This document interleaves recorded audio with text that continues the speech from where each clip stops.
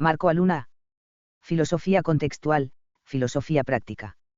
Introvisión y conciencia. Marco Aluna. ISBN 9798859058044. Tabla de conceptos.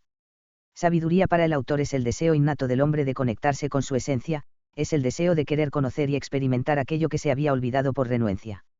Filósofos para Pitágoras. Los filósofos son una escasa cantidad de hombres que, despreciando las cosas humanas, aplican sus fuerzas al estudio de la naturaleza o, lo que es lo mismo, la sabiduría.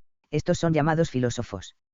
Relación entre sabiduría y naturaleza. Naturaleza proviene de nasti, que significa nacer, y sabiduría de sapere, que significa saber, donde interpretamos este término como el desvelo de descubrir algo nuevo que no conocíamos. En el texto lo relacionamos con la mayéutica socrática, donde el proceso de generar ideas nuevas es similar al nacimiento de un cuerpo en la naturaleza. Mayéutica socrática. Sócrates nos dice que él hace la labor de una partera, no con mujeres, sino que con hombres, y que no ayuda a que nazca un cuerpo, sino que ayuda a que nazca una alma. Este término puede ser interpretado de diferentes formas, sin embargo, nosotros la experimentamos como ideas nuevas, o se pone a la idea como algo que es engendrado en sí mismo, como un saber nuevo de una idea ya conocida.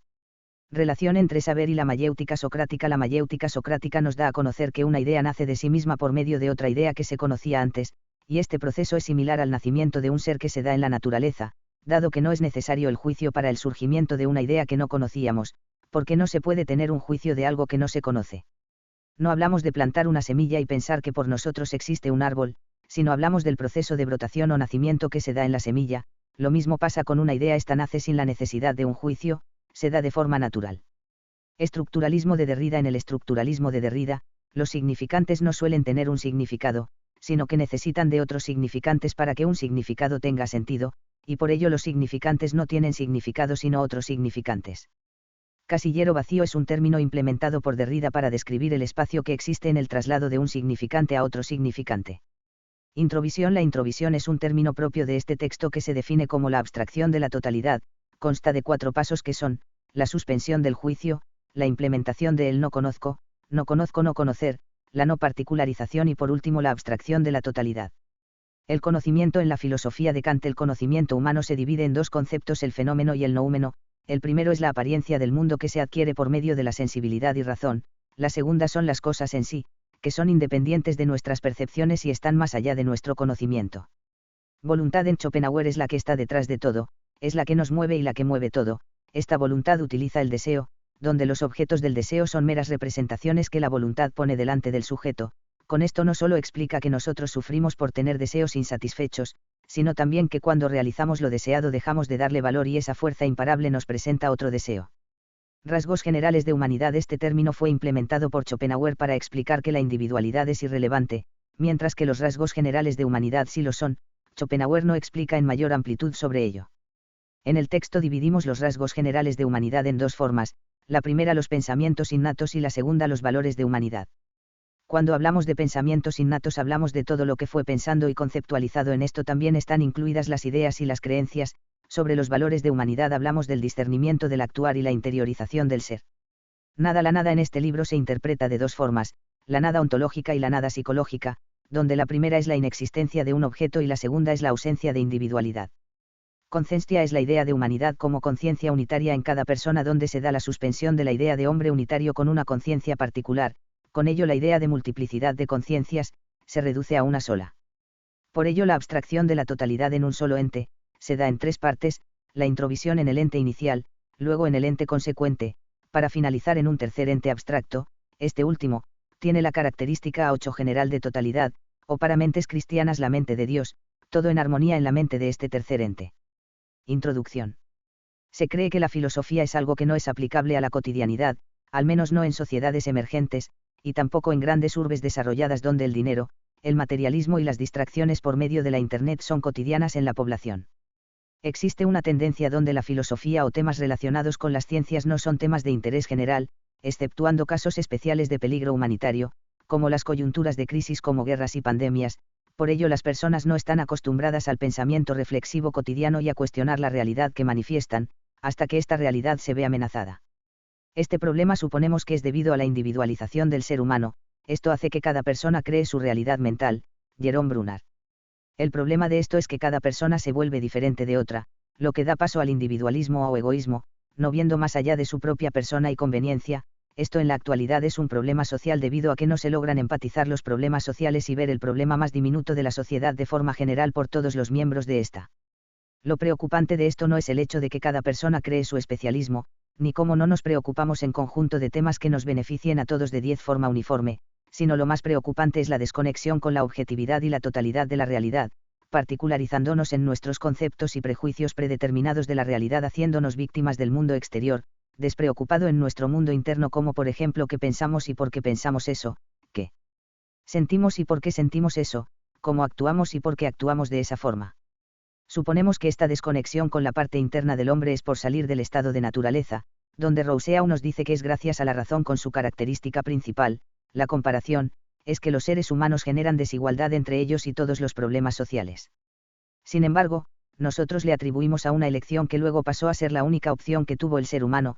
Lo que proponemos con esta filosofía es volver a elegir de nuevo, llevar a las personas al momento mismo donde se elige a la razón, en este caso a la razón predeterminada o condicionada, o elegir un cambio de percepción. Lo que proponemos con esta nueva forma de interpretar la filosofía es llegar a conectarnos con la esencia de las cosas que percibimos. Cuando hablamos de la esencia de las cosas que percibimos hablamos de algo experimental, algo que no puede ser transmitido por escrito, algo que tiene que ser experimentado de forma unipersonal y elegir recordar aquella esencia. Nosotros lo describimos en su consecuencia y lo denominamos como conciencia, que es la abstracción de la totalidad de ir en contra de las cosas preconcebidas.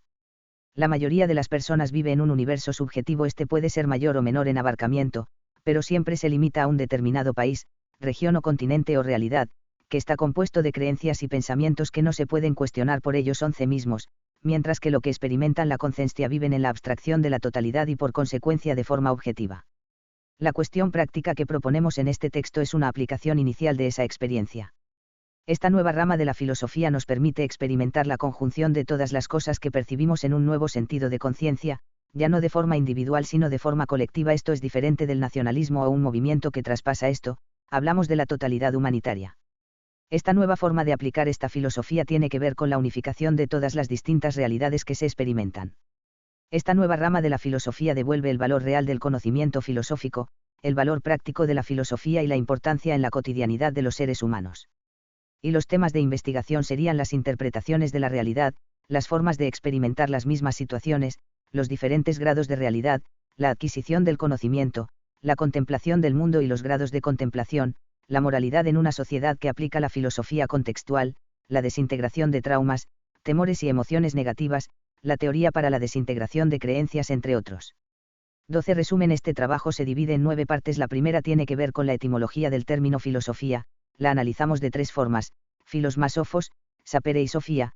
Sin embargo, agregamos el término sapidus, que significa sabio, por considerarla relevante para entender qué significa sabiduría. Luego tomamos la interpretación de Xavier Zubiri, donde llega a la interpretación de que sabiduría es el deseo de saber lo último de todo. En estos análisis llegamos a una interpretación propia del texto donde, la filosofía es el deseo innato del hombre de conectarse con su esencia. En la segunda parte tomamos como referencia el libro Cuestiones Tusculanas de Marco Tulio Cicerón, para analizar cómo Pitágoras explica qué cosas son los filósofos, llegando a la conclusión de que estos desprecian todas las cosas humanas, y aplican sus fuerzas al estudio de la naturaleza, o lo que es lo mismo, estudiosos de la sabiduría. Aquí Pitágoras hace una analogía o pone como sinónimo la palabra naturaleza, donde pareciera que es igual a sabiduría. Analizaremos esto en el capítulo 3. Para entender mejor a Pitágoras reflexionaremos sobre su contexto y su pensamiento. En el mismo libro, Cuestiones Tusculanas, Pitágoras categoriza al hombre de 3 formas: los que buscan la gloria, los que buscan el lucro y los que estudian la naturaleza, sabiduría. Los 2 primeros no desprecian las cosas 13 humanas y el último, que es el filósofo, es el que, despreciando las cosas humanas, se dedica al estudio de la naturaleza, o lo que parece lo mismo, sabiduría.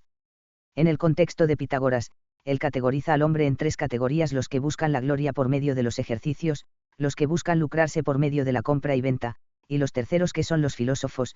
Ellos desprecian las cosas humanas, se dedican al estudio de la naturaleza, sabiduría.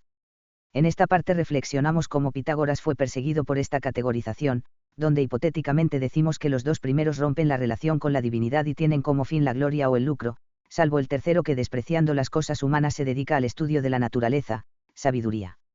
En la antigua Grecia se veía cómo la naturaleza y la divinidad estaban unidas, y decir que se podía estudiar a los dioses como se podía estudiar la naturaleza, fue posiblemente causa de que lo exiliaron y fuera perseguido. Para entender mejor su contexto, tenemos que tener en cuenta que fue educado por egipcios en geometría, fenicios en el firmamento, caldeos en aritmética y magos sobre la vida y los dioses. También tenemos que incluir que él creó su propia comunidad donde practicaban rituales órficos y adoptaron una forma de vida particular. Por tal motivo era un peligro para sus compatriotas dado que romper con lo establecido sí era motivo de exilio y persecución por parte de aquellos a quien no les beneficiaba aquella forma de existencia.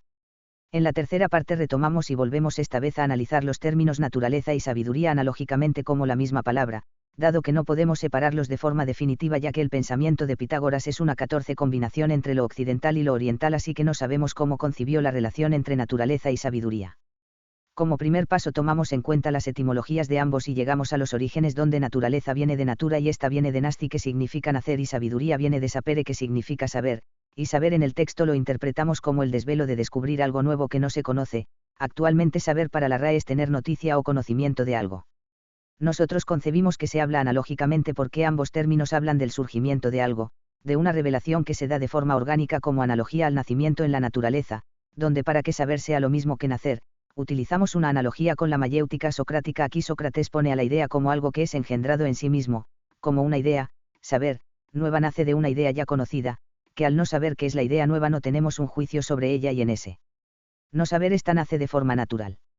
Nosotros proponemos que entre la idea antigua y la futura idea nueva existe un vacío generador de esa idea nueva y este vacío se da sin que intervenga el juicio a la idea nueva, dado que no se la conoce. Para tener un contexto más amplio de este vacío, tomamos la teoría estructuralista de Jacques Derrida donde nos dice que los significantes no suelen tener un significado, más solo otros significantes. Por ejemplo, el significante amor tiene un significado compuesto de significantes como sentimiento fuerte de cariño y afecto, conjunto de acciones y cuidados hacia alguien, compromiso con una persona. Todos estos significados están compuestos de significantes. Esto hace que 15 exista una falta de una definición definitiva y completa del amor, una falta de significado de esta palabra. En el medio del significante y significado que se convierte en significante existe un vacío que sirve para la cabida de otro significante. A ese vacío Derrida lo denomina casillero vacío. Este problema sobre los significados también se da en relación a las ideas de la mayéutica socrática, dado que no existen ideas nuevas en la adquisición del conocimiento, solo existen ideas antiguas que se van generando de ideas antiguas. Idea antigua genera una idea nueva que pasa a ser antigua. En el proceso de idea antigua a idea nueva existe un vacío que nosotros llamamos introvisión que hace que surja el nacimiento de esa idea nueva que pasa a ser antigua y así se da consecuentemente el proceso de la introvisión. ¿En qué se relaciona el estructuralismo de Derrida con la introvisión? Ambos nos dicen que no existen conceptos predeterminados que nos digan que un significante significa tal cosa puntualmente, como también que una idea sea definitiva y última. Con ello nos planteamos que aún no conocemos lo que creemos tener certeza de que conocemos, lo que Sócrates diría hace 2000 años atrás solo sé que nada sé, así también como las teorías científicas como la teoría del geocentrismo, la teoría del flogisto, la teoría del éter luminífero, el lamarquismo, el calor como fluido entre otras teorías científicas. Todas estas teorías que la ciencia creía últimas y definitivas tuvieron un cambio. Con ello entendemos que la ciencia tampoco es predeterminada o tiene la última palabra. En las teorías científicas también existe un vacío entre una teoría antigua y una teoría nueva, donde en el medio se genera una teoría nueva por la aparición de un nuevo fenómeno que surge sin la intervención de la misma teoría. 16. En la introvisión se da el proceso natural de gestación de ideas, así como en el casillero vacío se da paso a otro significante, asimismo en la introvisión se da paso a otra idea, cosa o hecho. Una de las características que comparten ambos es que no se necesita del juicio en el entendimiento de traslación de significantes en un caso y de ideas en el otro lado. En el momento de traslación no hace falta una conciencia determinista, sino que por sí misma se llena de entendimiento, traslación del casillero vacío, de lo que sucede y esto se da de forma pasiva. Pitágoras también nos dice que estos filósofos venían a ver y considerar lo que se hacía y de qué modo se hacía. Está siendo una actitud activa frente a las cosas. Aparentemente tenemos una contradicción en la suposición de que Pitágoras se refiriera a la introvisión en su comparación de naturaleza y sabiduría. Para este problema tenemos que analizar a más profundidad lo que significa una actitud pasiva en la introvisión, y de hecho el hecho mismo de la traslación se da de forma pasiva, pero la intención de suspender el juicio, solo ver y considerar, para que se revele la introvisión es una actitud activa. O sea, iniciamos con una actitud activa y luego se transforma en una actitud pasiva. La introvisión tiene tres partes: la suspensión del juicio, la implementación del no conozco y la abstracción de la totalidad. En el caso del estructuralismo, la suspensión de conceptos, la implementación del desconocimiento del significado de los significantes y la abstracción de los traslados de significantes. En la cuarta parte describimos cómo Aristóteles clasifica las enseñanzas filosóficas en 4, las ciencias teóricas, física y metafísica, las ciencias prácticas, ética y política, la actividad productiva, arte y técnica, y la lógica como propedéutica. 17 Todas las ciencias. Y el conocimiento entre el sujeto y el objeto, ideas y conceptos, se va llenando con la descripción en general, por medio del razonamiento deductivo e inductivo. Este razonamiento y clasificación de conocimientos determinados, como dijimos en anteriores párrafos, conocimientos vistos como lo último incuestionables, no nos permite ir más allá de lo que tenemos preconcebido en nuestras mentes. En la quinta parte explicamos las interpretaciones de la filosofía de Nietzsche y cómo se relaciona con la introvisión. En las interpretaciones del pensamiento de Nietzsche es donde se vuelve a tomar en cuenta esta actitud pasiva y el preámbulo para la introvisión de la realidad. En el nihilismo se tiene que crear al superhombre que se tiene que liberar del yugo cristiano y recuperar antiguos valores griegos.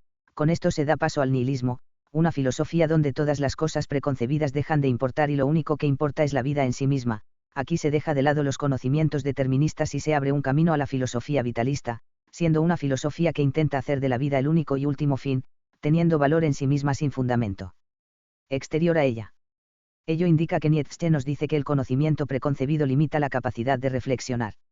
La diferencia es que la introvisión también da importancia a detener los juicios o conocimiento predeterminados por subjetividades ya no como concepto sino como algo práctico.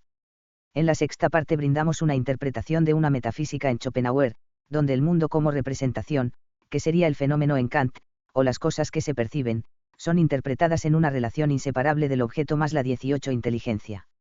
Sin embargo, cuando el objeto está interrelacionado con la introvisión, nos brindan la abstracción del todo en conjunción y nos permite ver a la voluntad en acción, el impulso en acción, o el noúmeno dado que estamos desconociendo aquello que conocíamos y por ello logramos conocer aquella que desconocemos. En la filosofía de Kant, el conocimiento humano, se divide en dos: el fenómeno, apariencia, y el noúmeno, cosas en sí mismas. En el primero se encuentra la sensibilidad y la razón donde existen conceptos puros del entendimiento como el tiempo, el espacio, la causalidad y la relación sujeto-objeto. En el noúmeno están las cosas en sí mismas, la realidad en su forma pura, más allá de nuestras percepciones y conceptos. En ambos tenemos límites en nuestra capacidad para conocer y por ello agregamos que no podemos con la razón o juicio llegar a conocer lo que está más allá de esta, sino que necesitamos otra manera de lograr llegar a las cosas mismas. En la filosofía de Schopenhauer se habla de que la voluntad es una fuerza primordial e irracional que subyace a toda la realidad que no se puede conocer con la razón o juicio, es insaciable y siempre busca la satisfacción de sus impulsos y necesidades. La voluntad hace que suframos por medio de los deseos y que para salir del sufrimiento que causa la voluntad por medio de los deseos, Schopenhauer nos habla de las tres vías de salidas: el arte, el genio, la compasión, el altruista, y lograr la no voluntad, el asceta. Schopenhauer nos dice que la individualidad no es realmente lo importante, es irrelevante. Lo único que permanece e importa son los rasgos generales de humanidad. Estos rasgos generales de humanidad no son abordados de forma 19 específica por Schopenhauer, sin embargo, se toman interpretaciones de su libro El mundo como voluntad y representación, donde aborda la condición humana en general. Estas frecuentemente son interpretadas como la capacidad de razonamiento, capacidad de experimentar las emociones, capacidad de relacionarse con los demás, capacidad de dar sentido a la vida. En este texto lo interpretamos en dos, que son los pensamientos innatos, que es todo lo que fue pensando y conceptualizado tanto ideas como creencias. Y los valores de humanidad, que es el discernimiento del actuar y la interiorización del ser, como reflexionamos de nuestros actos. En estos rasgos generales de humanidad, existe una herencia y por ello esto es más importante que una individualidad humana. La herencia occidental, en este caso de un rasgo general de humanidad, consiste en arremeter sistemas de pensamientos y plantear nuevos, esto sinónimo de desarrollo en el conocimiento y avance de una civilización. Esto hizo que sea más compleja las categorías filosóficas y se hizo vigente la individualización en grupos de personas que compartían ciertas creencias, como también sistemas de pensamiento. Schopenhauer nos dice que la individualidad, por más que tenga la vida eterna, por su estrecho y limitado conocimiento y la permanencia de su carácter se vería en una monotonía y se llevaría un disgusto tan grande que preferiría la nada. Schopenhauer va en contra de la individualidad, sin embargo, la introvisión, conciencia y en general la filosofía contextual, nos da una salida de cómo la individualidad puede llegar a ir más allá del conocimiento. Para que tenga sentido esta nada se puede interpretar de dos formas: la ontológica donde la nada es la inexistencia de un 20 objeto y la psicológica donde la nada es la ausencia de individualidad, ausencia de un yo que piensa individualmente. En la séptima parte llegamos a la conclusión de nuestra propuesta filosófica. Por motivos de asociación tomaremos la interpretación psicológica de la nada, por ser la que nos permite hablar de una falta de individualidad, mencionada anteriormente por Schopenhauer. Esta nada psicológica implica dos interpretaciones: la primera, un ser sin conciencia, similar a un objeto supuestamente, y la segunda, una conciencia que no se identifica con una individualidad. La segunda puede ser muy cuestionada por la relación del ser dándose cuenta de un ser. Sin embargo, lo que proponemos es un cambio en la percepción, donde se deja la individualidad por medio del deseo consciente. Lo problemático de esto es que cómo se controla un deseo que no es manifestado por la voluntad, a no ser que la voluntad te presente este deseo como si fuera algo deseado intencionalmente. En esta no individualidad pasaremos a la nada psicológica, y ello conlleva en esta filosofía la adopción de la introvisión como conciencia, que nos permite una conjunción abstracta del todo, para luego integrarlo con la conciencia de un yo, ya no como individualidad sino como yo humanidad en su conjunto. A esto lo denominamos conciencia. Este término de yo humanidad deja de existir con la aplicación de la conciencia, donde ya no existe concepto alguno, en este caso el término yo para determinar una individualidad, sea un yo individual o un yo humanidad. La conciencia cambia la idea de hombre unitario con una conciencia particular, a la idea de humanidad como conciencia unitaria en cada persona. Su aplicación esta conciencia se da en tres pasos. El primero es la reducción de la totalidad en el ente 21 inicial, luego provocamos conscientemente la abstracción de la totalidad en el ente consecuente y por último a un tercer ente externa a una individualidad. Con estas dos nuevas aplicaciones de la filosofía contextual, la introvisión y la conciencia, podemos recuperar la conciencia objetiva y pura de la existencia. Además, en el mundo de la conveniencia individualista podemos pasar al lado opuesto, que es la cooperación. Al suprimir los juicios y prejuicios subjetivos podemos tener una visión más objetiva de la realidad. Y con la conciencia, podemos ponerles fin a los problemas de la individualidad. Schopenhauer nos dice que la individualidad, por más que tenga la vida eterna, se vería tan monótona y decepcionante por su limitada capacidad de conocimiento que preferiría la nada, que nos dio Schopenhauer. Con este trabajo intentamos darle un nuevo significado a la filosofía, donde éste nos permite acceder a lo que está más allá de nuestro conocimiento, a romper los estrechos límites del conocimiento y abrir un nuevo camino hacia nuevas investigaciones en esta filosofía contextual. Palabras clave: filosofía contextual, introvisión, conciencia, Schopenhauer, mayéutica socrática, vitalismo. Desarrollo. 1. La etimología del término filosofía. La etimología de la palabra sabiduría proviene de las raíces griegas, philous igual a amor, y sophos igual a sabiduría. Bloque 2. Amor a la sabiduría. Este término sabiduría no es un legado propiamente griego en sí, más deriva de una interpretación grecorromana, teniendo en cuenta que el término sabiduría ya como palabra proviene del latín sapere, que deriva del verbo saber, tener inteligencia, tener buen gusto. También la palabra sabiduría suele asociarse con sofía. Este término no está explícitamente en un texto donde se nos diga que significa literalmente sabiduría. 2. Jaroszynski, p.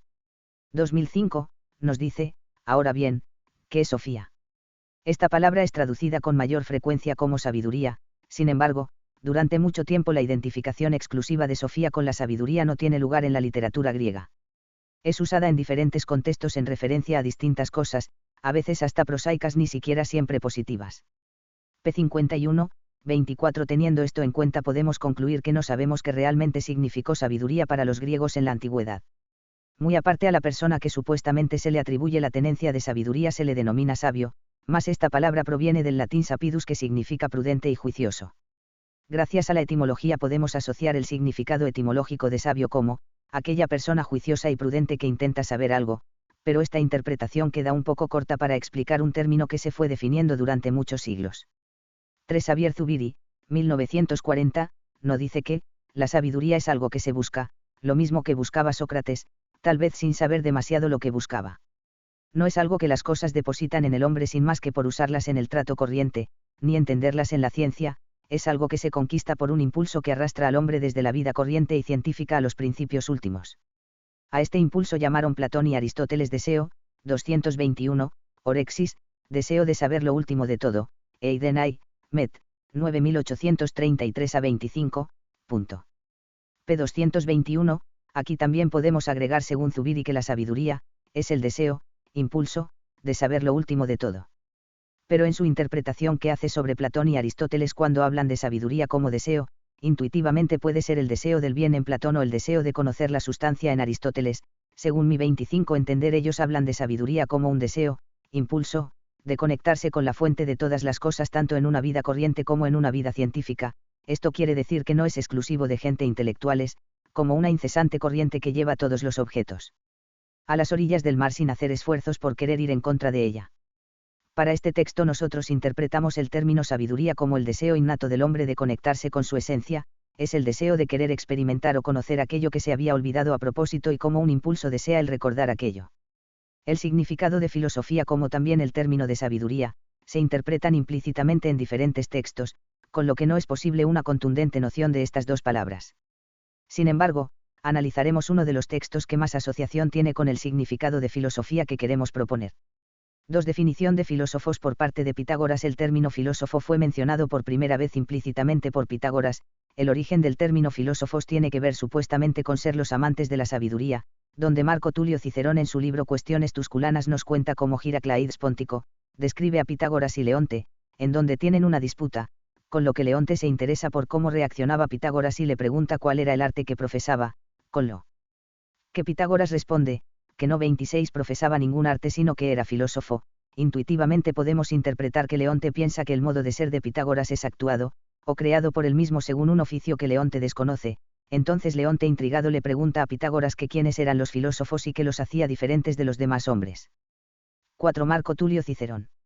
S.F.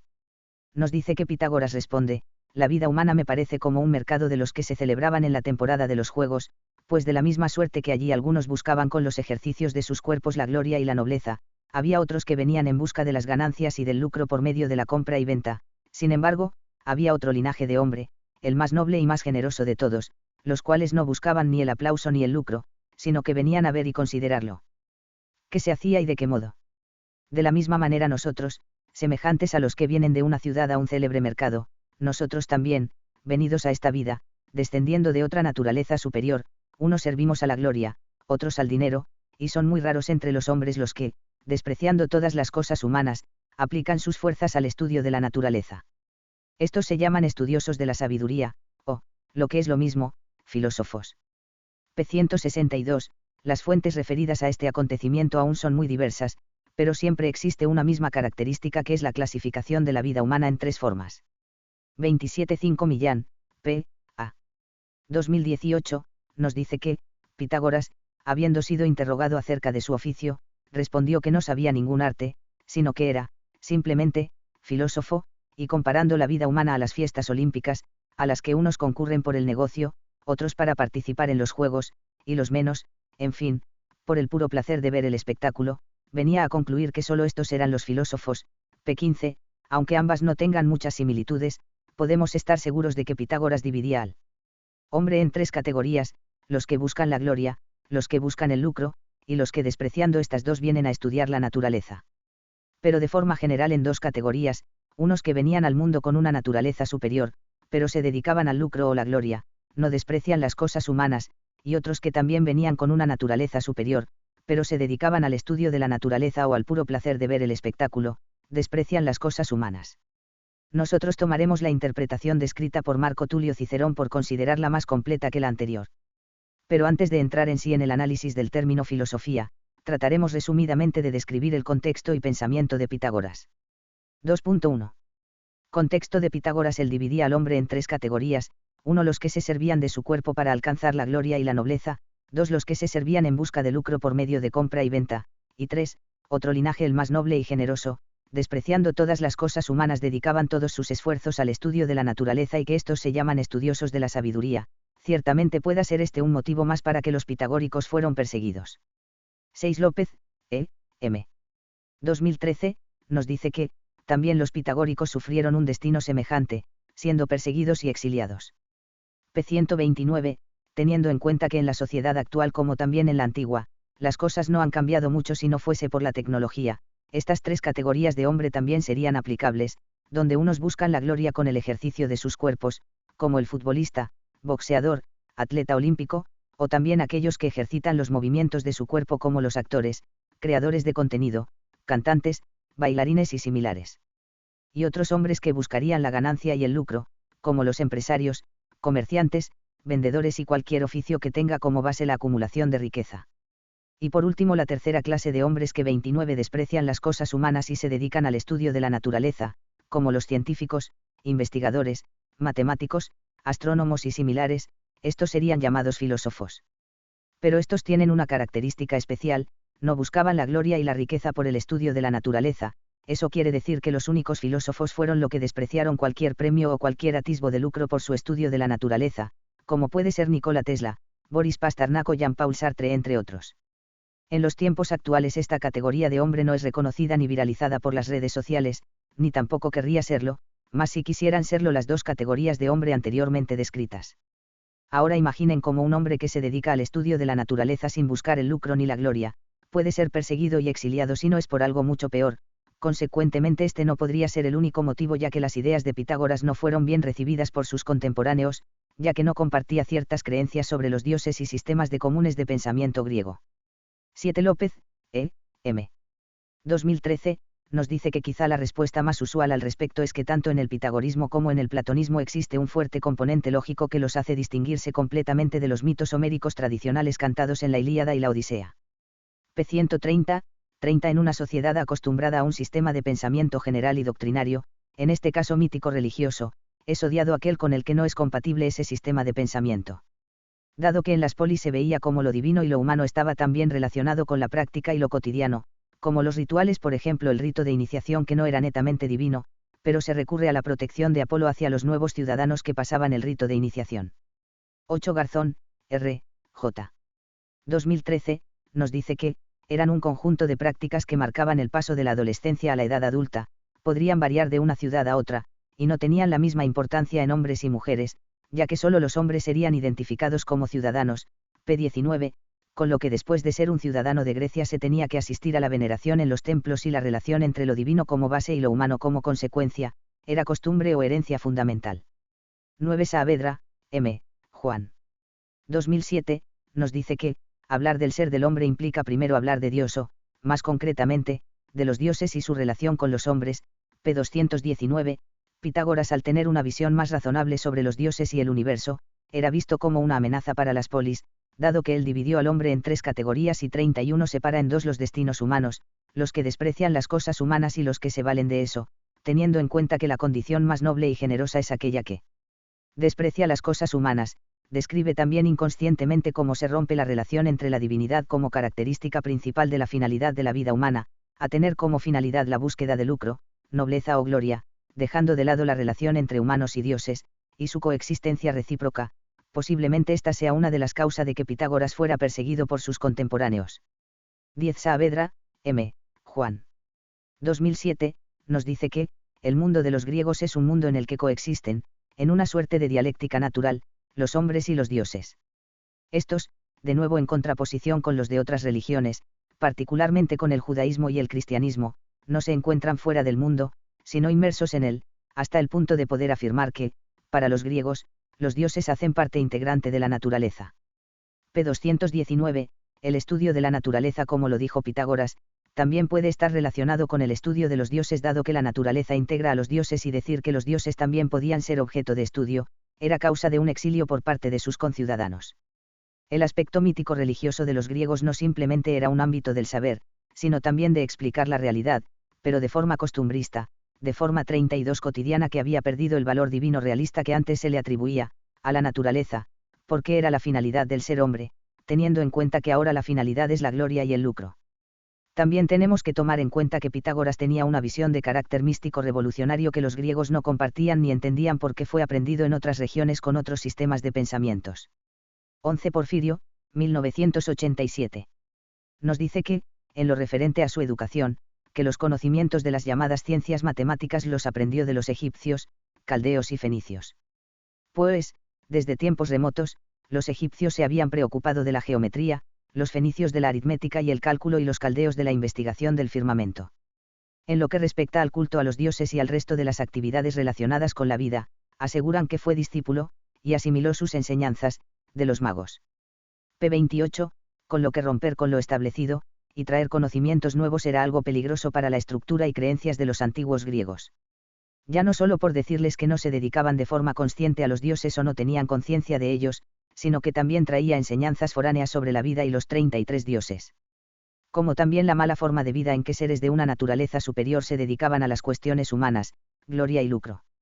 3 Análisis del término nacer y saber teniendo en cuenta el pensamiento sintético entre lo occidental y lo oriental. Pitágoras responde a Leonte, que aquellos dedicaban sus esfuerzos al estudio de la naturaleza y estos llamados estudiosos de la sabiduría, eran los filósofos, podemos apreciar cómo Pitágoras utiliza los términos naturaleza y sabiduría como si fuesen lo mismo, no se sabe si lo dice de forma analógica o como sinónimo, analizando etimológicamente la palabra naturaleza está 12. Deriva de natura y esta a su vez deriva de nasci, que significa nacer, y 13 sabiduría de sapere, que significa saber.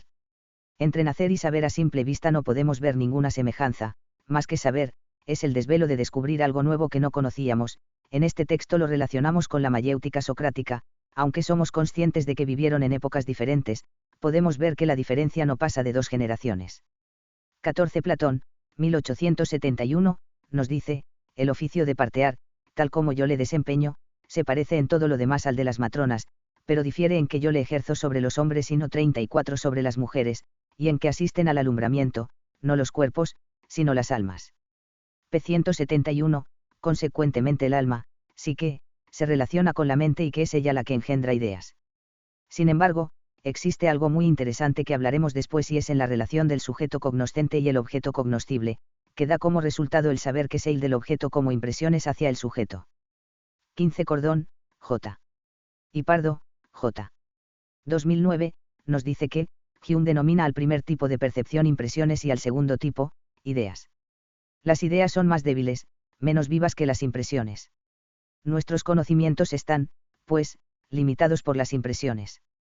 Navarro y Pardo, 2009, El conocimiento y sus límites, párrafo 3. Hume nos dice que existen 2 tipos de percepciones, la primera que se da con la impresión de las cosas y la segunda que vienen a ser las ideas, estas son menos vivas que las impresiones. Aquí también se da la relación con el proceso generador de la introvisión, donde de una impresión resulta una idea, donde no hablamos de generar algo nuevo sino más bien de cómo la mente genera nuevamente esa imagen por medio de la memoria. Este proceso es muy infravalorado, sin embargo, aquí podemos apreciar la maravilla de los procesos mentales y cómo podemos recordar las impresiones de diferentes colores, tamaños y formas. 35 Con esto Sócrates pone a la idea como algo que es engendrado en sí mismo como un saber nuevo de una idea ya conocida, desconociendo las impresiones, entonces el sujeto al no saber lo que es el objeto o la idea nueva, no tiene juicio sobre ella y al no tener juicio o referencia sobre la idea nueva, deja un vacío en el medio de ambos, y en ese vacío se encuentra el nacimiento de una idea nueva, con este parir de ideas de forma infinita, el conocimiento y el desarrollo del mismo seguiría su proceso hasta la actualidad. Derrida con su estructuralismo nos diría que los significantes no suelen tener un significado, mas solo otros significantes, y consecuentemente ese vacío, Derrida lo describe como casillero vacío, entre significante y el significado estaría presente dando espacio a otro significante. En este caso las ideas antiguas y las ideas nuevas que salen de las ideas antiguas, solo generarían ideas nuevas que pasan a ser antiguas, y así a no tener un fin, y el espacio que está en medio sería la idea de cuadro o casillero vacío. Para este texto usamos la analogía del casillero vacío para implementar en ese casillero, traslado, la introvisión que tiene otras características. 16 Giacaglia, 2004. Nos dice que, la idea de cuadro o casillero vacío constituye, para la teoría estructuralista, el elemento formal que permite la movilidad o eficacia de las estructuras. P. 94, 36 En el caso de la teoría estructuralista el casillero vacío, es el que permite la correlación entre el significante del significante.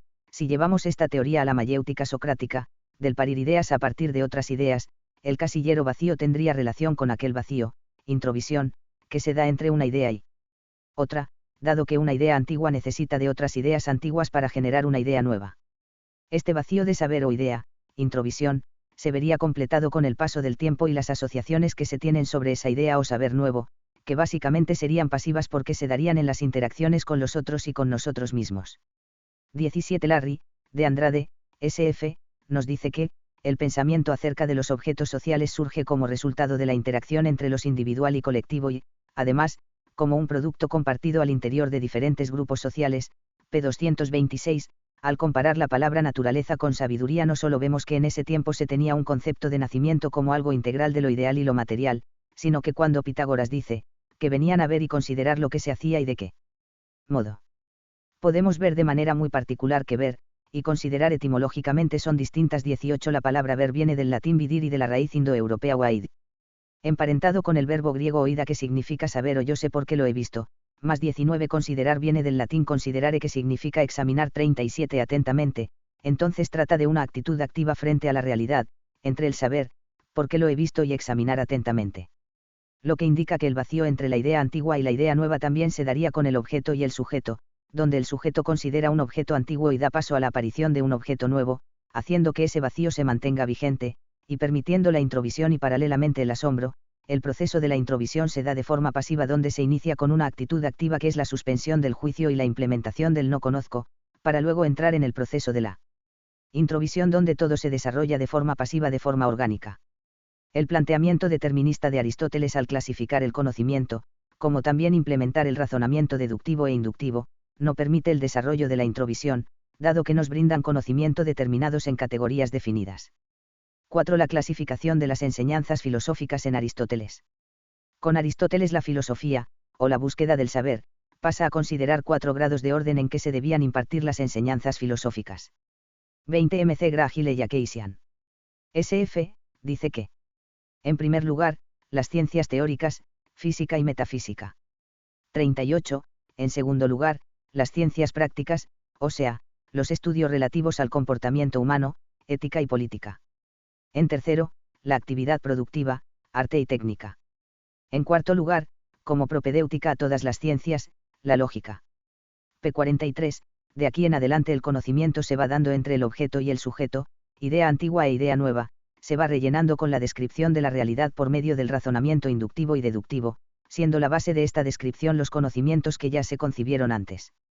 21. MC Grahile y Akeisian. SF, dice que, razonamiento inductivo. Va de los casos individuales o particulares a la verdad universal. Razonamiento deductivo. Se mantiene en el orden universal, también puede ir de lo universal a lo particular. P. 46. Este razonamiento inductivo hace que veamos objetos particulares y los asociamos con objetos generales, permitiendo la categorización y clasificación de nuevos objetos como también conceptos. Lo mismo pasa con el razonamiento deductivo, de objetos generales a objetos particulares. 39. Este surgimiento y avance en el conocimiento, no está mal, tampoco es negativamente criticado, pero no nos permite desarrollarnos más allá de lo que ya tenemos preconcebido en nuestras mentes. 5. Interpretaciones de la filosofía de Nietzsche y la relación con la introvisión. En Nietzsche no hablaremos sobre la eliminación de la metafísica y su crítica a Platón como también a Sócrates, mas solo tendremos en cuenta lo establecido en párrafos anteriores. En las interpretaciones del pensamiento de Nietzsche es donde se vuelve a tomar en cuenta esta actitud pasiva de la introvisión frente a la realidad. 22. Motato, FM, 2020, nos dice que, la razón, la felicidad de la mayoría, el progreso histórico, la técnica, han sido otros valores o ideas supremas en los que el ser humano ha puesto la esperanza para encontrarle un sentido a la vida, pero parece que nada es suficiente, estos ideales también han caído en crisis y la pérdida de sentido en la actualidad se hace más latente. Conclusiones, párrafo 4, pero, sin embargo, para llegar a tomar el control de una actitud diferente frente a la realidad se da con la idea del superhombre que se libera del yugo cristiano y recupera antiguos valores. Esto hace que se tenga una actitud de independencia hacia los condicionamientos históricos, que como consecuencia nos lleva a vivir distantes de la cronología de acontecimientos, incluido también de las creencias. 40-23 Motato, FM, 2020, nos dice que, lo que cuento es la historia de los 2 próximos siglos. Describe lo que sucederá, lo que no podrá suceder de otra manera, la llegada del nihilismo. Esta historia ya puede contarse ahora, porque la necesidad misma está aquí en acción. Este futuro habla ya en 100 signos, este destino se anuncia por doquier, para esta música del porvenir ya están aguzadas todas las orejas.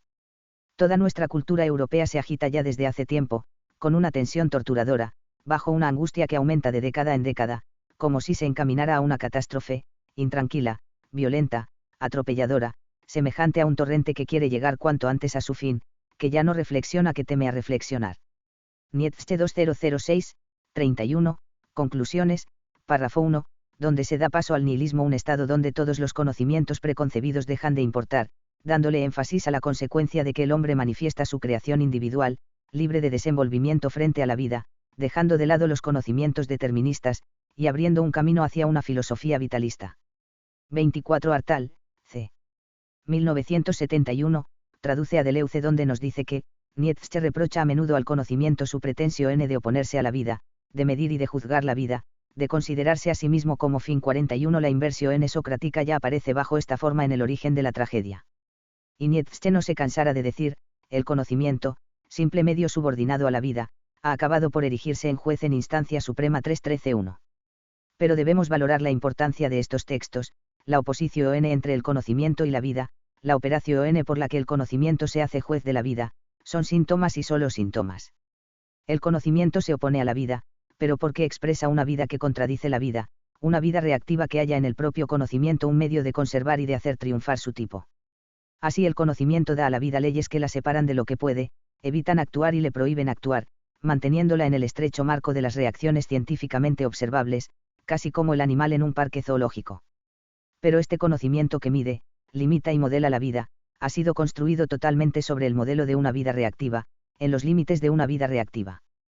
P99 siendo esta filosofía un intento de hacer de la vida el único y último fin, teniendo valor en sí misma y sin fundamento exterior a ella, escapando de la razón por ser un factor determinante en la percepción y apreciación de la realidad.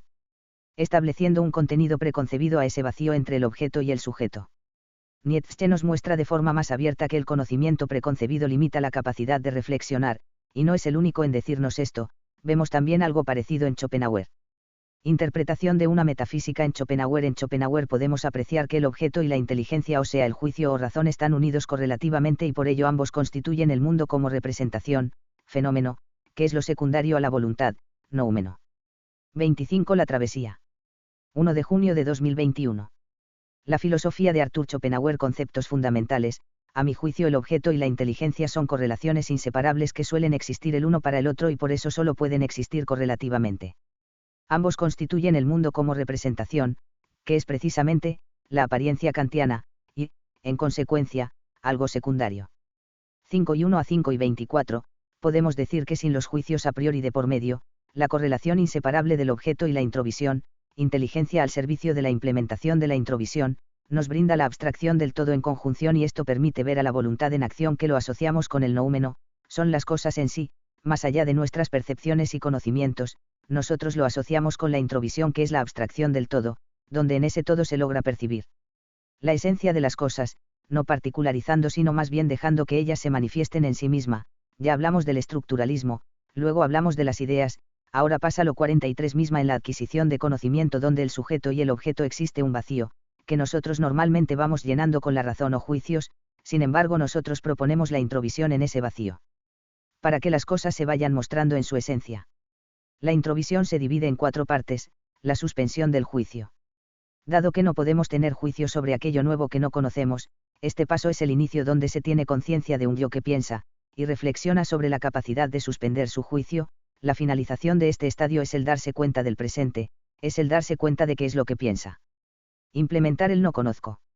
Se necesita de un deseo consciente, que nos ayuda al primer y al tercer concepto de la introvisión, aparte de ser una nueva interpretación y aplicación llevada a la práctica de la famosa frase de Sócrates: solo sé que nada sé. Aquí podemos aplicar a las cosas que vemos, sentimos, pensamos, creemos, tocamos, olemos, escuchamos, degustamos, tiempo, espacio entre otros. Donde vamos eliminando todo aquello preconcebido que creemos conocer o tener certeza de que conocemos. No subjetivar las cosas. Para mantenernos en el estado de introvisión es necesario no individualizar lo percibido. Abstracción de la totalidad.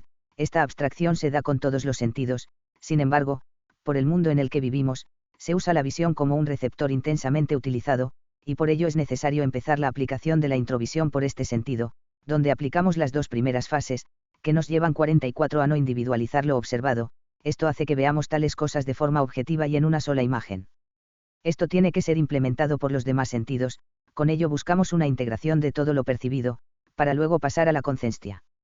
La introvisión es la suspensión de juicio, incluyendo la implementación del desconocimiento voluntario de lo que se percibe, que nos lleva a la visualización y percepción del todo en conjunción, no subjetivando objetos y procesos particulares.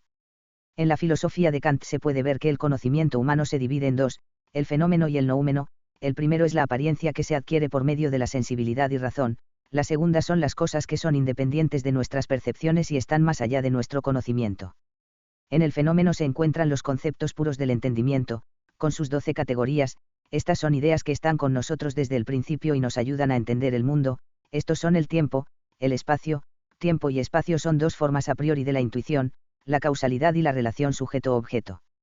Mientras que el noúmeno se refiere a cosas en sí mismas, la realidad en su forma pura, más allá de nuestras percepciones y conceptos. En ambas filosofías podemos apreciar que existen límites en el conocimiento, en el fenoménico límite para percibir más allá de la apariencia y en el noúmeno que ya está en los límites del conocimiento, agregando que no podemos con la razón o juicio llegar a conocer lo que está más allá de esta. 45. La voluntad es una fuerza primordial e irracional que subyace a toda la realidad, que no se puede conocer con la razón o juicio. La voluntad es insaciable y siempre busca la satisfacción de sus impulsos y necesidades. 26. Hr. 2011, nos dice que, la voluntad es un ciego impulso, esfuerzo infinito de venir eterno, y por ello, por su constitución absolutamente incondicional no puede alcanzar nunca el bienestar o una situación de tranquilidad, su esfuerzo es continuo, pero no puede alcanzar nada. P1. Esta voluntad es la que está detrás de todo, es la que nos mueve y la que mueve todo. Esta voluntad utiliza el deseo, donde los objetos del deseo son meras representaciones que la voluntad pone delante del sujeto. Con esto no solo explica que nosotros suframos por tener deseos sin fin, sino también que cuando realizamos lo deseado dejamos de darle valor y esa fuerza imparable nos presenta otro deseo. Schopenhauer nos brinda 27 vías para salir del sufrimiento que nos causa la voluntad por medio de los deseos. 1 es el arte, el genio, 2 la compasión, el altruista, y 3 lograr la no voluntad, el asceta, el no deseo. Aránguez, 2016. Sin embargo, para implementar la introvisión, necesitamos de un deseo consciente que sería un escape del sufrimiento que nos causa la voluntad. En el marco general de los sufrimientos, existe un sufrimiento que ha sido la angustia de muchos filósofos, que es el sufrimiento de no poder llegar a la verdad, y es que claro, cada pensador se individualiza en busca de la verdad, usa el marco 46 teórico de anteriores filósofos y forma un nuevo sistema filosófico. Es lo mismo que se hace en este texto, pero lo que propone es ponerle fin a esta forma de llegar a la verdad. 28. Schopenhauer, a. 2014, nos dice que, la individualidad de la mayoría de los hombres es tan miserable y tan insignificante que nada pierden con la muerte, lo que en ella pueda tener algún valor, es decir, los rasgos generales de humanidad, eso subsiste en los demás hombres, a la humanidad y no al individuo es a quien se le puede asegurar la duración. Si le concediera al hombre una vida eterna, la rigidez inmutable de su carácter y los estrechos límites de su inteligencia le parecerían a la larga tan monótonos e inspirarán un disgusto tan grande que para verse libre de ellos preferiría la nada. P. 48. La individualidad para Schopenhauer no es importante, lo que sí puede tener algo de valor en la individualidad son los rasgos generales de humanidad, estos no son abordados de forma específica por Schopenhauer, sin embargo. Se toman interpretaciones de su libro El mundo como voluntad y representación, que aborda la condición humana en general, pero los rasgos generales de humanidad son interpretados como, la capacidad de razonamiento, capacidad de experimentar emociones, capacidad de relacionarse con los demás y la capacidad de dar sentido a la vida. En este libro interpretaremos los rasgos generales de la humanidad en dos formas, la primera, los pensamientos innatos y la segunda los valores de 47 humanidad. Cuando hablamos de pensamientos innatos hablamos de todo lo que fue pensando y conceptualizado, en esto también están incluidas las ideas y las creencias. Sobre los valores de humanidad hablamos del discernimiento del actuar y la interiorización del ser, entendida esta como una actitud de autoobservación de la realidad, donde categorizar lo bueno y lo malo, en los actos concretos que se visualizan con la ayuda de la interiorización del ser. La herencia de estos rasgos generales de humanidad se dan en los pensamientos y valores individuales que marcan un contexto histórico. Nos referimos a los grandes inventos o ideas que fueron revolucionarias que algunas individualidades tuvieron y que fueron heredadas de generaciones pasadas, el valor que le damos a esos pensamientos y a esos valores de humanidad, el discernimiento del actuar y la interiorización del ser, son representaciones inconscientes de la voluntad, la fuerza imparable, de la que no se conoce nada, que se expresara en nuestros deseos de conocimiento y saber, en el caso de los filósofos. Durante muchos siglos la filosofía tuvo una actitud cíclica por parte de varios filósofos, que consiste en arremeter sistemas filosóficos anteriores y plantear nuevos sistemas, como una suerte de 29 ley hegeliana de negación de la negación, Diccionario de Filosofía, 1984, que se mantuvo como herencia del pensamiento occidental teniendo un carácter supuestamente progresivo sinónimo de desarrollo, y con esta actitud la complejidad de las categorías filosóficas, queda justifica, también la manifestación infinita de los mismos, por el deseo inagotable de buscar la verdad, noúmeno, entonces esto hace que nos alejemos más entre nosotros, individualizando al ser humano en grupos que comparten cierto valor de 48, un reconocido pensamiento individual anterior que forma una corriente filosófica y que en ese grupo también se dé muchas interpretaciones a ese pensamiento originario, como diría Schopenhauer. Los estrechos límites de la inteligencia nos parecerían a la larga tan monótonos e inspirarán un disgusto tan grande que para vernos libres de ellos, preferiríamos la nada. Esta nada la interpretaremos de dos formas: la ontológica, que sería la inexistencia de un objeto, y psicológica, que sería la ausencia de individualidad, ausencia de un yo que piensa individualmente. Sin embargo, Tomaremos la interpretación psicológica, donde se nos dice que la nada tendría que ver con la ausencia de individualidad, la ausencia de un yo que piensa de forma individual. Esto lo hacemos con la finalidad de brindar una nueva filosofía que no acepta un yo individual que pueda conocer la esencia, dado que la nada se convierte en esta filosofía en un mecanismo de escape de los estrechos límites que le determinamos a nuestra inteligencia individual. Filosofía contextual. Por motivos de asociación tomamos la interpretación psicológica, por ser la que nos permite hablar de una falta de individualidad, mencionada anteriormente por Schopenhauer. Esta nada psicológica implica dos interpretaciones, la primera un ser sin conciencia. La primera es algo muy interesante de analizar debido a que, como se puede 49 concebir un ser sin conciencia, entendido este como una personalidad existente separada por su propia conciencia de él mismo, y la segunda una conciencia que no se identifica con una individualidad, esta puede ser muy cuestionada por la relación del ser dándose cuenta que no se identifica como un ser. Sin embargo, lo que proponemos es un cambio en la percepción, no una ausencia de esta. Donde se deja la individualidad por medio del deseo consciente, introvisión. En esta no individualidad, pasaríamos a la nada psicológica. Por consiguiente, adherimos como conciencia la introvisión, que nos permite una conjunción abstracta del todo, para luego asociarlo con la conciencia de un yo, ya no como individualidad sino como yo humanidad en su conjunto, a esto lo denominamos conciencia. La definición correcta de conciencia es la idea de humanidad como conciencia unitaria en cada persona, donde se da la suspensión de la idea de hombre unitario con una conciencia particular, con ello la idea de multiplicidad de conciencias se reduce a una sola, y de acuerdo a ello podemos dirigirla hacia una persona en segunda medida. Por ello la abstracción de la totalidad en una sola individualidad se da en tres partes, en el ente inicial, luego en el ente consecuente, para finalizar en un tercer ente. Este último tiene la característica general de totalidad, o para mentes cristianas la mente de Dios, todo en la mente de este tercer ente abstracto. Al principio costará implementar esta abstracción, sin embargo, en la cuestión práctica veremos que no solo es posible, sino que, con la práctica, será mejor nuestra capacidad para implementar esta nueva filosofía. Lo que se propone en este 50 capítulo es que se cambie la idea de hombre unitario con una conciencia particular, a la idea de humanidad como conciencia unitaria en cada persona. Con estas dos aplicaciones de la filosofía contextual, la introvisión y conciencia, podemos recuperar la conciencia objetiva y pura de la existencia. Además, en el mundo de la conveniencia individualista podemos pasar al lado opuesto, que es el de ser cooperativos. Al suprimir los juicios y prejuicios subjetivos podemos tener una visión más objetiva de la realidad, y con la conciencia, podemos reducir la totalidad de la humanidad a una sola persona. Esto no solo brinda el fin a los problemas de los límites de la inteligencia, que nos presentó Schopenhauer, y una vida completamente dispersa de la objetividad, sino que también hace un cambio de percepción de la realidad y de la adquisición del conocimiento, permitiéndonos introducirnos en aquello de lo que no conocemos, y que esta filosofía contextual es el primer paso para lograr experimentar el principio último. Cuestión práctica de el no conozco. Sin duda la introvisión se tiene que dar primero, en una actitud activa frente a la realidad, y luego naturalmente implementamos la conciencia en una actitud también activa. En ambas aplicaciones de esta filosofía la actividad consciente de la introvisión seguida de la conciencia son fundamentales para su desarrollo. Donde el único fin sería la contemplación de lo que se hace y de cómo se hace, tal como nos lo dijo Pitágoras al inicio, lo cual traería una visión armónica en todas las mentes. 51 Con el propósito de tener a la vida, sea del tipo que sea, como único medio y fin para su siguiente desarrollo. La filosofía se convierte ahora en un abrir de conciencia donde la objetividad es algo ajeno a una mente con conceptos preestablecidos, y ahora se busca la captación de la conciencia.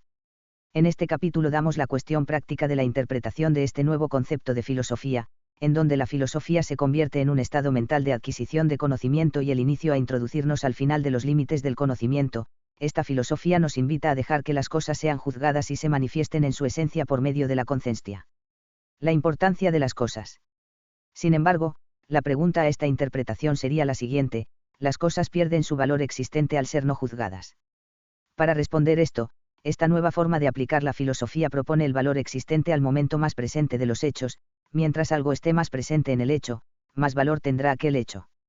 Por ejemplo, en la caída de una piedra hacia el suelo, el momento antes de impactar no es el mismo que el impacto, ni tampoco el momento después. Solo el momento del impacto hacia el piso tiende a tener valor existente, debido a su importancia y a su valor como acontecimiento. El no juzgarla como algo importante no le agrega nada a su valor existente, más el momento del impacto ya tiene valor existente en sí. 52 Misma sin la necesidad de la conciencia humana. Esto es importante para implementar la introvisión, en un principio. Ahora el conocer un hecho, creencia, idea, cosa, siempre conlleva a juzgarlo más de dos veces en diferente tiempo y circunstancia, y de dos maneras, positiva o negativa. Cuando hablamos de positiva y negativa nos referimos a la interpretación subjetiva de preferencias de lo que nos agrada y de lo que no. Por un momento nuestros juicios se ven mutando entre sí, de un juicio o pensamiento inicial se sigue otros y así sucesivamente hasta darnos cuenta del juicio inicial o frecuentemente hasta que se presente otro estímulo más fuerte que desencadena otra cadena de juicios o pensamientos, siempre con la forma anterior desvelada una y otra vez. La cadena de juicios es casi siempre del mismo contexto. El no juicio es importante para el descubrimiento de lo nuevo y lo nuevo tiende a ser repetido infinitas veces sabiendo que lo infinito es algo nuevo en cada instante por el solo hecho de repetirse una y otra vez en un tiempo indeterminado, una característica de la introvisión. Para su aplicación cuando estamos al frente de un pozo o de cualquier cosa tenemos que decir no conozco el objeto, realidad, personas, ideas, creencias, lugares, emociones, constructos sociales, etc. No conozco no conocer este objeto, realidad, personas, ideas, creencias, lugares, emociones, constructos sociales, etc. Es un desapego de la conciencia que juzga individualmente y un desapego del creer conocer algo. El negar lo que supuestamente conocemos y negar lo no conocido al mismo tiempo mantiene lo observado conectado a todo en la ausencia del juicio se mantiene, en un estado puro contemplativo que nosotros lo interpretamos como 53 esencia. En esta esencia está incluida la totalidad de lo que se percibe ya en la tercera fase de la conciencia. Este es el proceso de la introvisión. Los procesos de la conciencia son tres.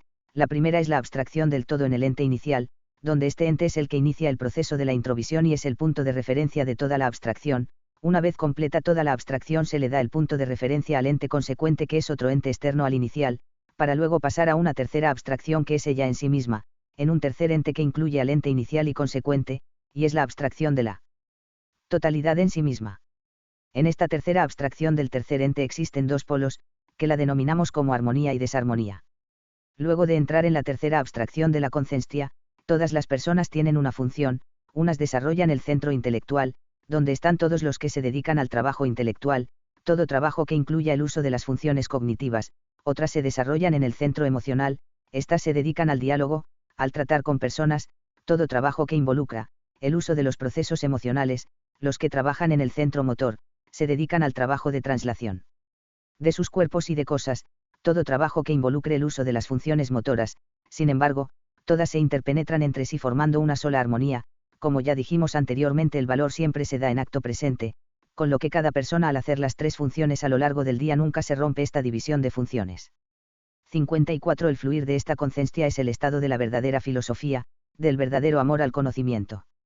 O sea, de la verdadera entrega al fluir de la conciencia que nos lleva al conocimiento de los principios últimos. Una de las semejanzas en esta interpretación de la filosofía es lo que nos diría Sócrates: solo sé que nada sé. Esta pequeña frase pero muy profunda fue tomada de forma fugaz por varios pensadores y con el tiempo fue dejada como palabras al azar que se manifiestan en conversaciones de amigos o compañeros. El solo sé que nada sé, nunca fue llevado a la práctica por la población general, tal vez sea por el desconocimiento de la filosofía en general de la educación básica o tal vez por el desinterés y la vida precipitada del siglo XXI.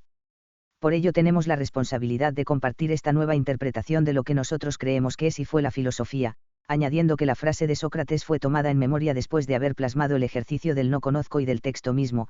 Esto puede indicarnos que esta abstracción siempre estuvo como algo innato en el ser humano o también que fue la condición natural del ser humano. Lo interesante de esto no es un revisionismo histórico de cómo sería el ser humano si hubiese implementado esta filosofía, sino de cómo nosotros suponemos hipotéticamente cómo sería este ser humano viviendo en la actualidad. Este hombre tendría problemas para vivir en la sociedad actual. Respondemos que no, ya que como dijimos en esta conciencia lo importante es la armonía y el valor del momento actual en el presente continuo. Como consecuencia tenemos que tener en cuenta que los juicios son algo cotidiano e incluso muchas veces llega a ser involuntarios. Haciendo una paréntesis en el 55 problema de lo involuntario, quiero aclarar que en este trabajo lo involuntario está asociado con la memoria, lo consciente es lo recordado.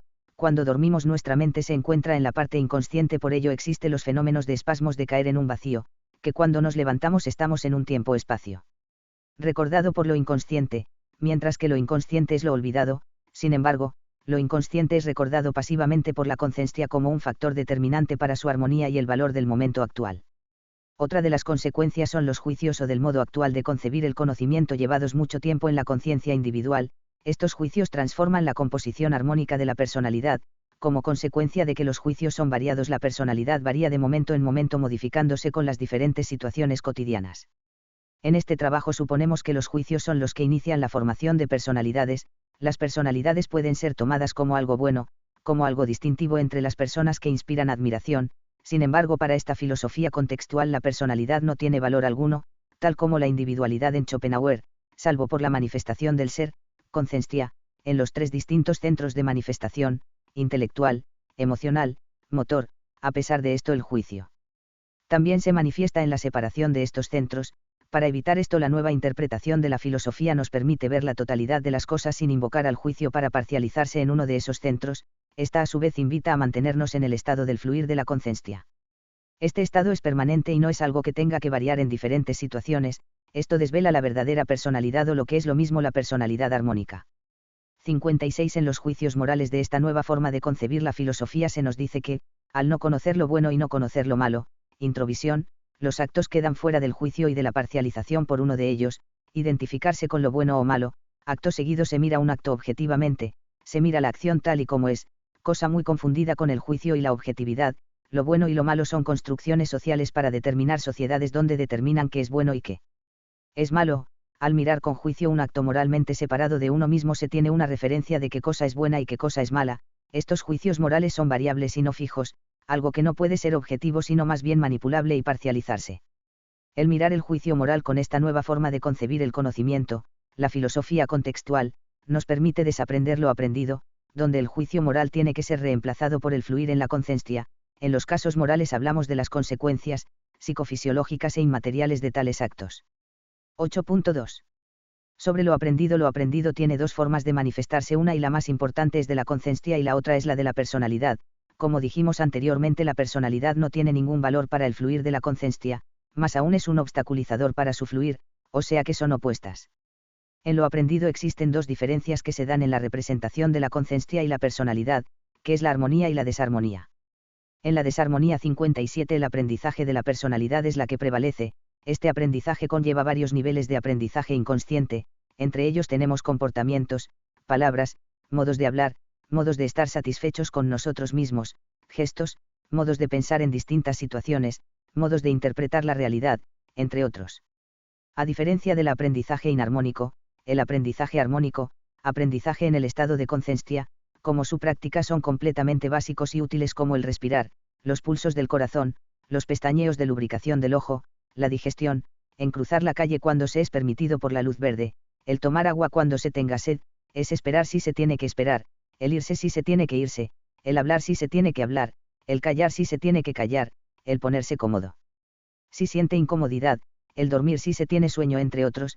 Lo significativo de esta separación es que el aprendizaje armónico tiende a manifestarse en un momento dado específico y preciso, más el aprendizaje inarmónico tiende a ser un juicio sobre lo que se cree conocer, no en un momento específico ni preciso, más bien todo lo contrario, en un momento no específico e impreciso.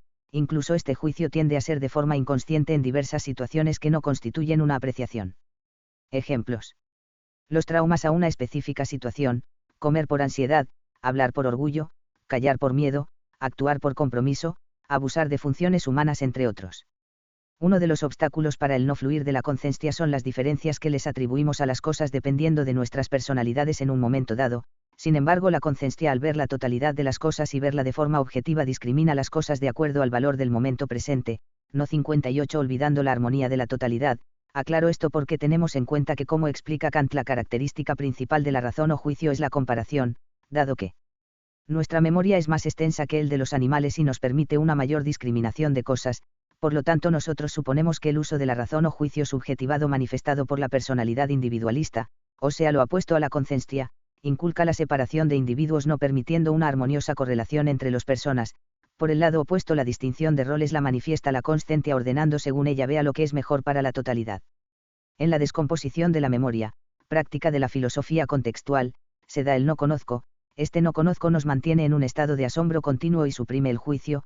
Este es importante para el contexto y desenvolvimiento de la conciencia, donde se pierde la individualidad del yo, y se implementa la totalidad en la conciencia humana. Los problemas que se encuentran en esta filosofía son dos: la de los pensamientos y la del cuerpo. Indudablemente, lo que se busca con esta filosofía, que es la abstracción de la totalidad viendo en desarrollo la esencia o el principio último, va en contra de nuestros pensamientos y las limitaciones del cuerpo. Lo externo, para que se implemente con la totalidad de lo interno, necesita que ambos tienen que coincidir en la totalidad. donde se tiene que hacer el mismo proceso de introvisión y conciencia con el cuerpo, ahora cuerpo y mundo o sujeto y objeto, se unifican en la totalidad. 59. No soy responsable de esa dolencia, de esa enfermedad, de ese malestar, de ese daño al órgano y ese daño, dolencia, enfermedad, molestia no es responsable de mí, con lo cual no tengo ninguna necesidad de esto, pensamiento o creencia. Procesos prácticos. Introvisión 1. Tener conciencia de lo que se piensa. Tenemos conciencia de que pensamos cuando nos preguntamos qué pienso ahora. ¿Por qué pienso eso ahora? 1.1.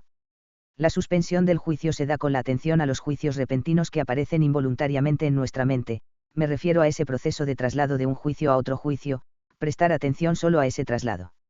2. Enseguida la constancia de los juicios, nos llevarán a estar en un estado de conciencia que detecta juicios y puede elegir entre prestar atención a los juicios que aparecen o el traslado de estos. La mayor parte de la población se decide por el primero y por ello son víctimas de sus pensamientos que luego pasan a ser creencias y luego forman su modo de ser. Sin embargo, si queremos elegir la segunda, tendremos que aplicar el desconocimiento voluntario.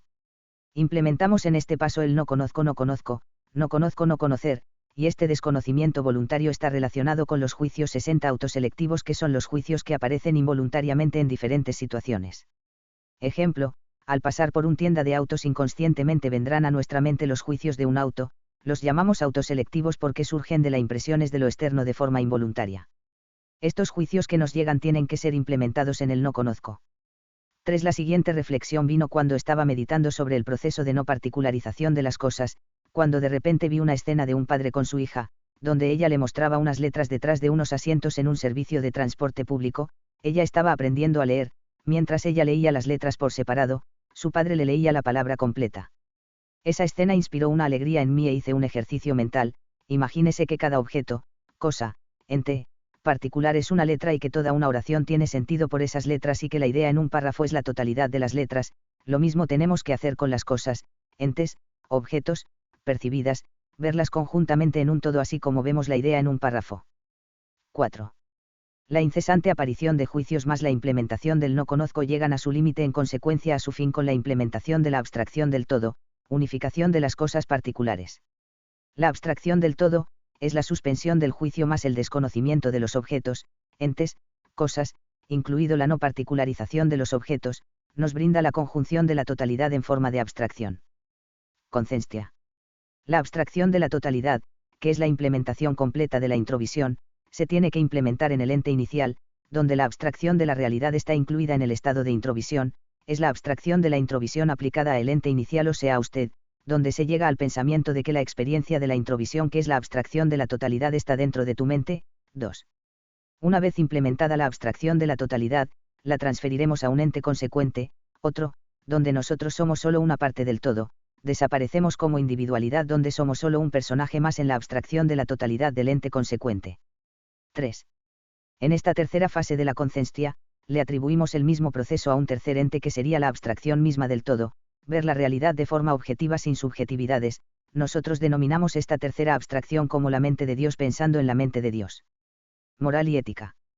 1. En esta objetividad, este cambio de percepción nos permite una liberación y autonomía de los procesos internos donde el ente inicial no es responsable de los procesos internos de los demás y lo exterior, sonidos, eventos, fenómenos, situaciones, no es responsable de tus procesos internos.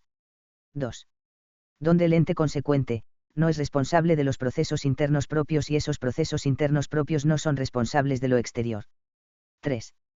En la objetividad de la realidad y la implementación de esta filosofía contextual, nadie es responsable de los procesos internos de nadie, por consiguiente esta filosofía busca la independencia psicológica moral en la relación con el exterior. Proceso en niveles. El proceso de la introvisión más la conciencia tiene que ser completa e íntegra en todos los aspectos, donde iniciamos con la armonía que nos brinda la implementación de la filosofía contextual. Antes de ingresar a profundidad en los niveles hablaremos de lo opuesto a esta armonía, donde solo es armonía o no lo es totalidad o no lo es, ser o no ser, sin embargo, lo opuesto existe de formas, que son la armonía y la desarmonía. 63. Cuando hablamos de armonía nos referimos a una sincronicidad de instrumentos, ritmos y sonidos en general.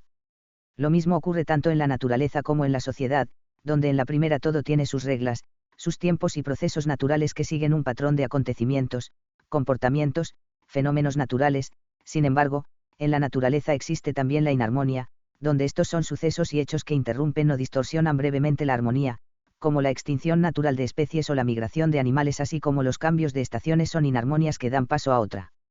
Armonía: las 4 estaciones son una armonía, acuí vemos que existen niveles de armonías, donde ahora en esta armonía de 4 fases existe una inarmonía al final donde otra vez inicia la misma armonía. Mientras que la desarmonía sería extremadamente lo opuesto a la armonía, en el cual dejaría de existir una estación que provocaría un cambio de armonía de forma abrupta. En el caso de la extinción de animales, estos se dan de forma inarmónica y desarmónica, en que el primero se da en un proceso progresivo lento y orgánico con la esperanza de que éste no llegue a desaparecer, mientras que en la desarmonía se fuerza a su extinción. Este polo opuesto en la armonía de la naturaleza, solo lo provoca un ser que no vive en armonía con la armonía de la naturaleza.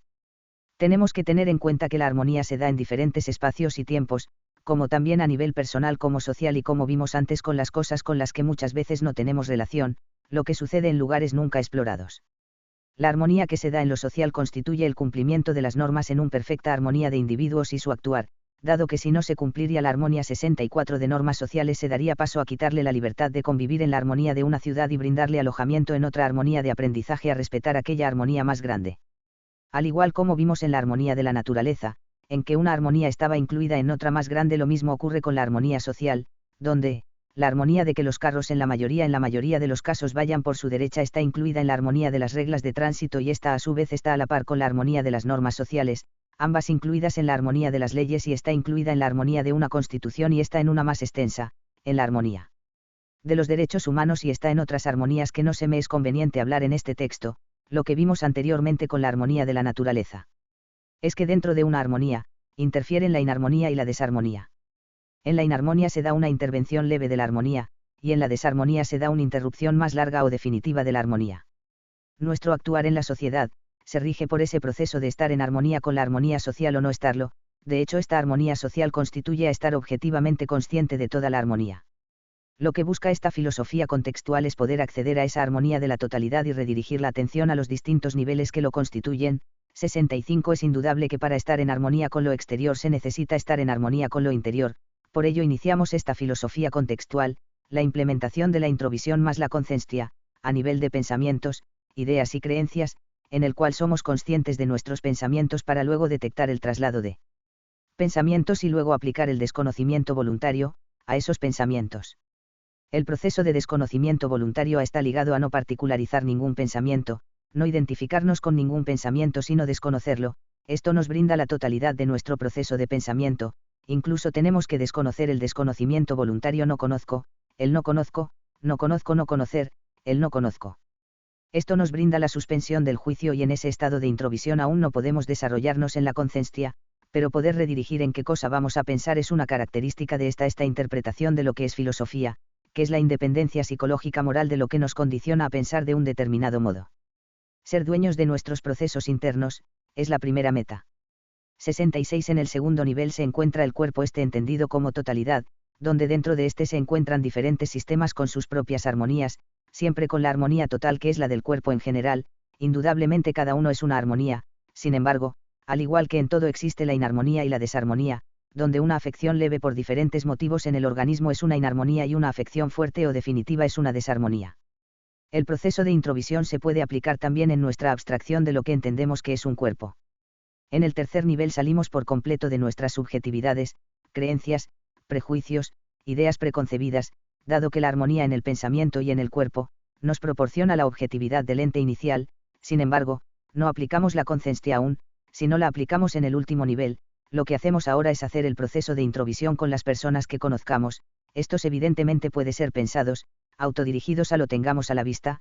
Lo importante realmente es ver la totalidad de las relaciones cercanas sin asignarle un papel o rol, sino desintegrar lo que tenemos preconcebido sobre ellos, verlos con total objetividad.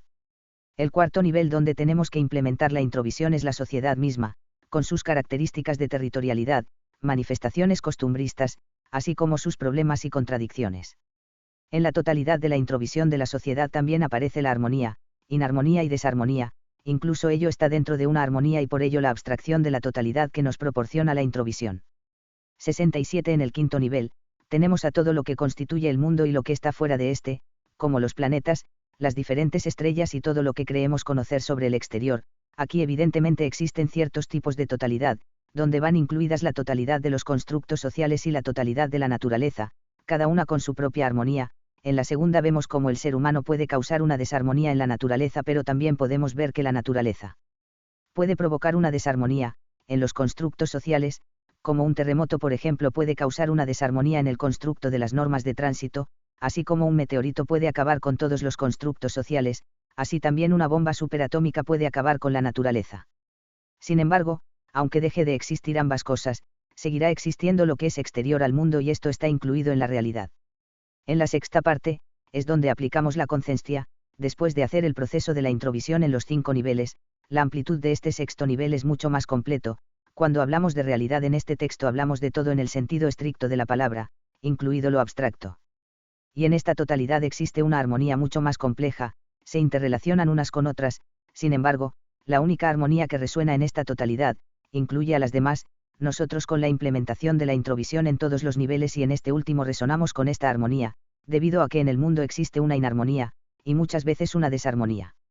Desde el inicio del nivel que es la psicología, estas van modulando su actuar a una armonía desde una inarmonía o desarmonía. Ejemplo, las leyes donde el cumplimiento de estas constituye una armonía en la sociedad, una armonía 68 creada en libertad y condiciona a una población. Existen miembros de esta que no logran resonar con esa armonía. Podemos tener como hipótesis deductiva que la inarmonía o desarmonía de las sociedades, o dicho de otra forma, los problemas sociales tienen su causa en que las personas no aplican la introvisión, o lo que es lo mismo, no perciben la totalidad objetiva de su realidad interna que los permite ser psicológicamente libres y con esta libertad adoptar vivir en armonía con la armonía que sería las leyes. En la séptima parte la armonía, la implementación de la introvisión, tiene que ser completada en el otro, y con ello ya pasamos a los procesos de la conciencia, donde después de aplicar la introvisión en el ente inicial, que seríamos nosotros, donde toda la realidad está dentro del ente inicial, pasamos a trasladar toda esa abstracción a un ente consecuente donde solo ese ente tiene realidad existente y toda la realidad está dentro de este ente consecuente, y nosotros incluidos en la realidad. Somos una proyección del ente consecuente. El tercer paso de la conciencia es la traslación de aquella abstracción a un tercer ente donde todo está dentro de este tercer ente. Este tercer ente tiene solo una característica, que es la de ser total, como lo describo para mi mejor entendimiento como la mente de Dios. En esta fase el ente inicial, usted, y el ente consecuente, otro, están dentro de este tercer ente, así como toda la realidad, evidentemente incluidos ambos entes, están en la abstracción de este tercer ente. Ahora, una vez aplicado este último paso, podemos ver y diferenciar las armonías y desarmonías de todo lo que ocurre en la abstracción de este tercer ente. Evidentemente se tiene que hacer de la introvisión algo activo en la relación con el 69 mundo, dado que esto nos mantiene en la abstracción del tercer ente y muy aparte de que nos mantiene en una libertad psicológico-moral, donde no somos responsables de los procesos internos de los demás y los demás no son responsables de nuestros propios procesos internos, y que nadie es responsable de los procesos de nadie, donde la libertad se encuentra en este último paso de la conciencia.